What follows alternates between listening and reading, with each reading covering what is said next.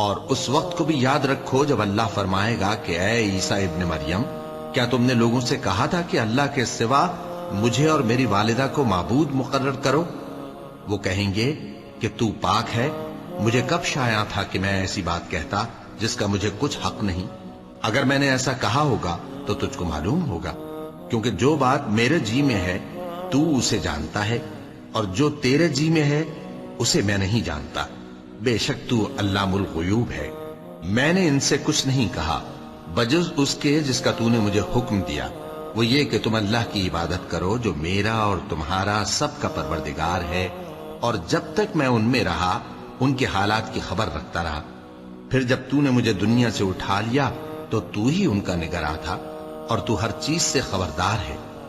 اگر تو ان کو عذاب دے تو یہ تیرے بندے ہیں، اور اگر انہیں بخش دے تو تیری مہربانی، اس لیے کہ تو ہی غالب ہے، حکمت والا ہے۔